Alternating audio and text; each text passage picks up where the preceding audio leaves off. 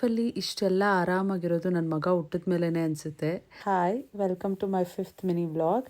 ಯಾಕೆ ಥರ ಹೇಳಿದೆ ಅಂತಂದರೆ, ಈಗಿನ ಟೈಮಲ್ಲೆಲ್ಲನೂ ಬರೀ ನಾನು ಏನೂ ಕೆಲಸ ಮಾಡಿದೆ, ಓನ್ಲಿ ನನ್ನ ಮಗನ ಆರೈಕೆ ನೋಡ್ಕೊಂಡು ಆರಾಮಾಗಿದ್ದೀವಿ. ಹಿಂದಿನ ದಿನಗಳಲ್ಲೆಲ್ಲ ಹಾಗೆಲ್ಲ ಇರಲಿಲ್ಲ.